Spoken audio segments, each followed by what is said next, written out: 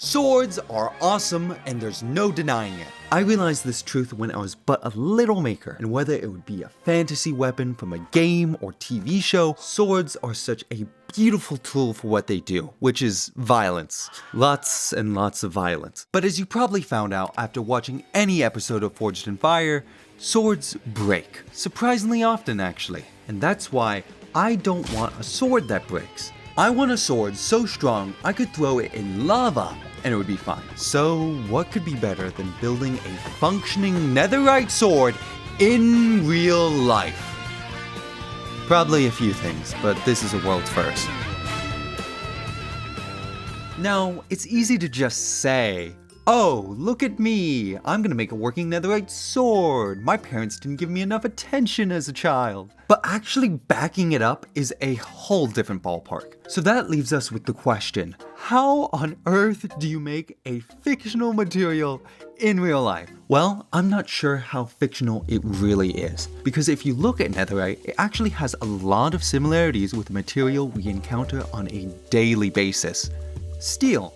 In the nether, it makes sense for some alloys, like steel, to be formed by the immense heat and pressure you would expect to find in a place like hell. Also, ancient debris has the same rust color, and both are immensely strong and heat resistant enough to last 5 minutes or more in a pool of lava. If I had to guess the exact composition, it would probably include a list of metals I do not have the money for. Subscribe so maybe I can do that one day. But for the purposes of this video, I just went to the maker's holy land of Home Depot and brought home a steel plate I found there. Along with ordering a plastic netherite sword online that I could use for reference, I could finally start on the first step of building anything awesome, designing it. Now, I am being a bit hypocritical here, because despite what it may have looked like, most of my videos are actually just me making stuff up as I went. But I don't want this sword to look like a child's half-finished doodle that you would see hanging up on the kitchen refrigerator. So to make the design, I used the Eldritch nerd magic known as SolidWorks to conjure up the templates with the exact dimensions I wanted for the sword. I then tried to laser cut the templates out of cardboard, only to find that everything together was just slightly too big to fit in my X-Tool D1 Pro. I ended up resolving this by just splitting one of the templates in half and was able to cut out everything just fine.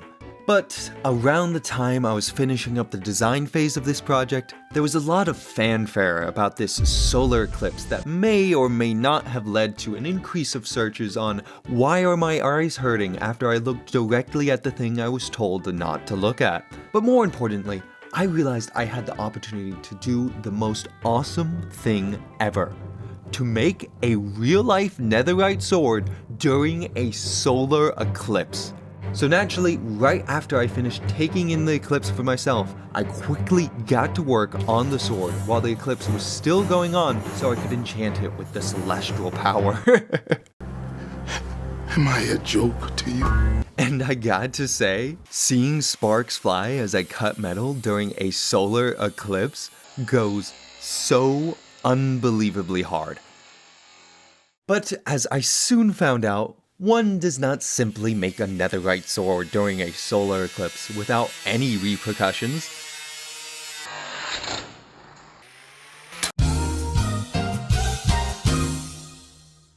Well, that, kids, is why we wear safety equipment. Thankfully, though, I was able to get off with a divine warning from whatever solar god was mad at me and live to get all the footage for this sick montage.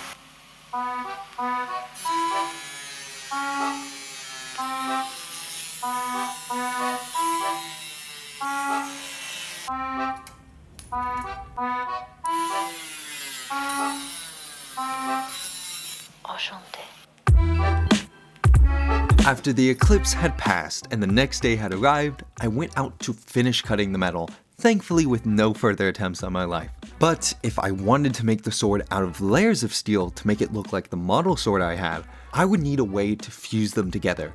And what better way to fuse metal together than welding? The thing is, I may have welded once before in my life, and by no means was it good. So I was pretty intimidated by the prospect of welding 7 different layers together. So it made me do this thing, which is a reoccurring trend on this channel, procrastination. I guess though I did have some character development because it only took me a few days to ask a fellow maker and buddy of mine for some welding tips, and I got straight to work. Time to get the good old welder set up.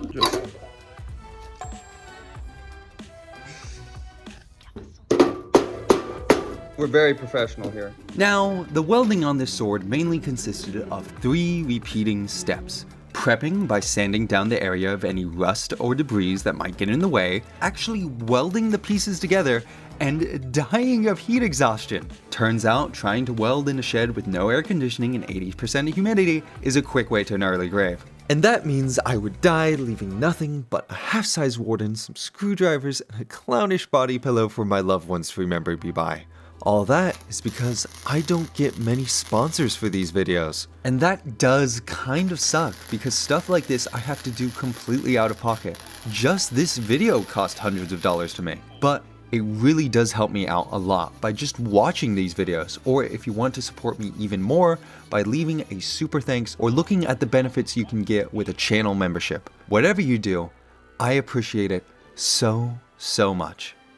Now, this took many hours of welding and multiple days to finish, but that also meant I was starting to feel pretty good about my welding skill. Let's go! Let's go! Also during that time, I was in a Minecraft Nations event, so while waiting for it to start, I decided to show off a little. No shot. He's actually welding this shit, bro. Yeah, Blue Coke, we got a f***ing welder in here, bro. I don't know what they're gonna do about this shit. Can we just throw, like, Maker at the front lines and just, like, you know... Bro is cucking, holy shit. Holy moly. New Nations World, you can make it in real life, you can make it in game. Yes! Wait, that'd actually be such a banger, dude. Holy shit, you're right. That would be amazing. But just as I finished welding the first side of the sword, I noticed an issue. The sword had quite the bend. Now, I just thought this was because I hadn't welded the other side of the sword yet, and it turned out that was just the issue. But then it just bent in the completely opposite direction. I tried sanding off the excess metal to see if that helped, but it barely did anything. And then putting it in a clamp and hitting it with blunt objects wasn't going too well either.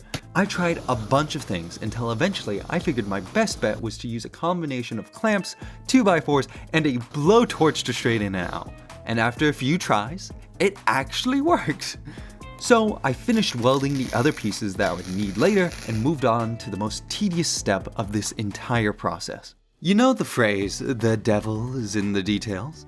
That usually applies to contracts or that shady essential oils business your cousin keeps trying to get you into. But it turns out that phrase also applies to metalworking, because the amount of suffering I had in detailing this thing felt like a hellish punishment from Satan himself.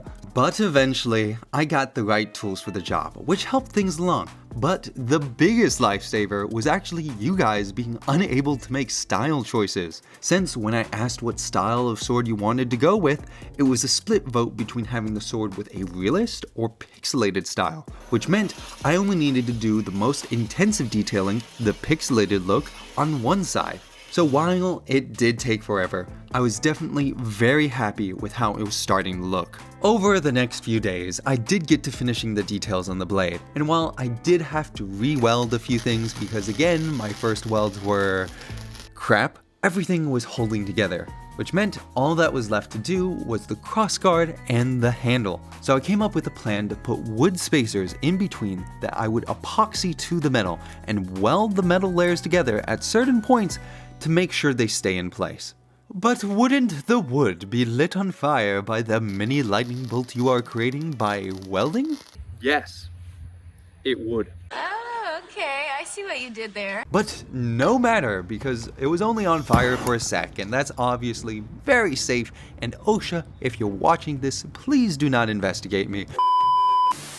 Now, with the crossguard and pommel in place, I cleaned them up and did some final detailing, and thereby finishing all the metal work I had to do in this video. Hallelujah! Praise be the Lord. Thank you for delivering me from this torment. The last thing to do was to finish making this netherite sword look netherite.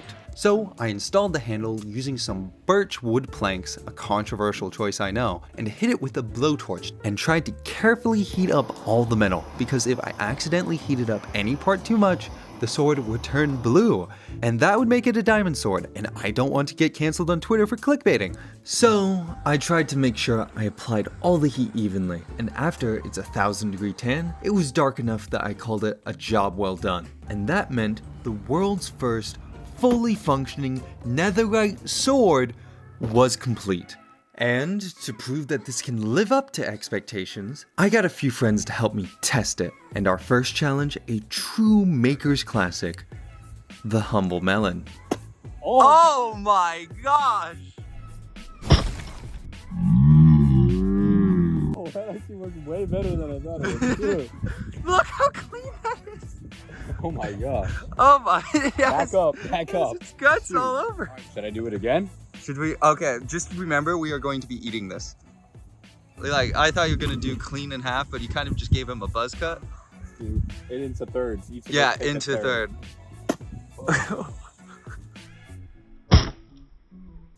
That was more than half than the first time. But wow, man, it just breezed through. Look at the warden. He's just watching his friend being murdered. He's scared. He's scared. You're right. He totally won't do anything to us. But as we were feasting on the melon's flesh, it turns out the warden wasn't as scared as my friend thought. Sorry, what'd you say?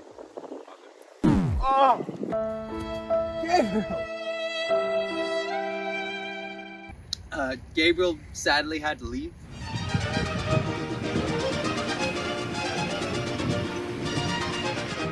Maker Media Plus put that stereotypical music with my approval. It was without malicious and racist intent. Don't get canceled. But we continued on and made this montage of destroying the TV.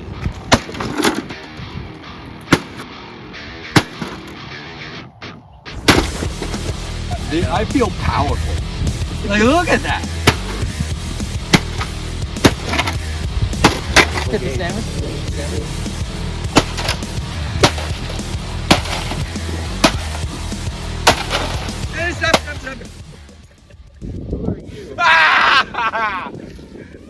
Is the sword okay? No, it's not. Now that we took our anger issues out on that defective display device and gave the netherite sword a rhinoplasty after my brother hit it against the concrete, it was time for the grand finale, seeing if the sword was actually lava-proof. I actually tried pouring lava on the sword a week before, and while it definitely looked cool, it wasn't nearly as impressive as I hoped. So instead, to really put it to the test, I'm gonna put the sword directly in the thing that made the lava to see if it can withstand the hellish temperatures. We are going to put the sword directly into the kiln and then heat it up to the temperature that lava would be at. So we're just yanking. Obviously that is very hot. Increase the flow rate. Okay, yeah, right there. Alright. Okay, hand me that. The bottom is already red hot. Depending on where you look, it's either 500 degrees or error. So we're just gonna wait until it all says error because lava is around 1200 degrees. That tip is red hot, gosh.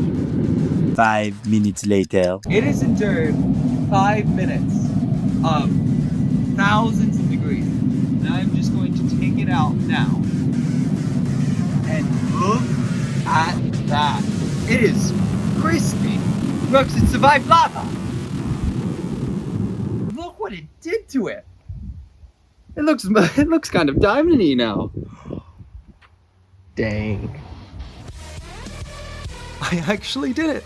I made the world's first fully functional netherite sword in real life, despite all the challenges and near-death experiences. Anyway, I hope you guys enjoyed the video, and if it gets 50,000 likes, I'll throw the sword in a real volcano.